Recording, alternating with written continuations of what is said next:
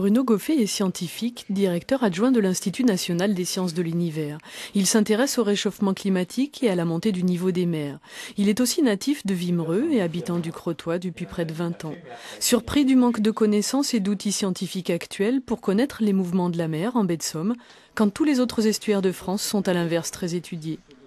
L'idée, ça serait de mettre une série de marégraphes simples, mesurant la progression de l'onde, tout ça, il faut comprendre. Et le niveau de l'eau est indispensable de comprendre le niveau de l'eau et comment ça se propage ici. D'autant plus nécessaire qu'avec le réchauffement climatique, les scientifiques s'accordent sur une élévation du niveau de la mer équivalent aujourd'hui à 3 mm par an.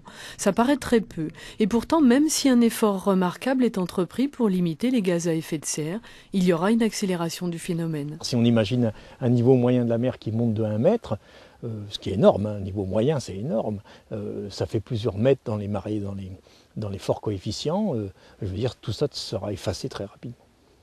1 mètre, on peut l'imaginer à quelle échéance? Eh bien, d'après les modèles climatiques, c'est 100 ans.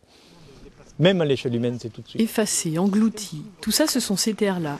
Avec de telles hauteurs, la mer passerait sans peine au-dessus de toutes les digues, les clôtures, patiemment construites au cours des 300 ou 400 dernières années pour protéger les habitations ou les bâchants.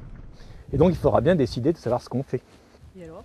Et ben, soit on dépense beaucoup d'argent pour maintenir les digues et monter tout ça avec un paysage assez bouleversé, soit on dit bon ça vaut pas le coup, ça coûte pas assez cher de ce qu'on a à protéger par rapport au coût et on laisse la mer monter. De toute façon elle va s'arrêter, elle s'arrête nécessairement aux anciennes falaises, on a une limite, c'est pas l'infini, quoi.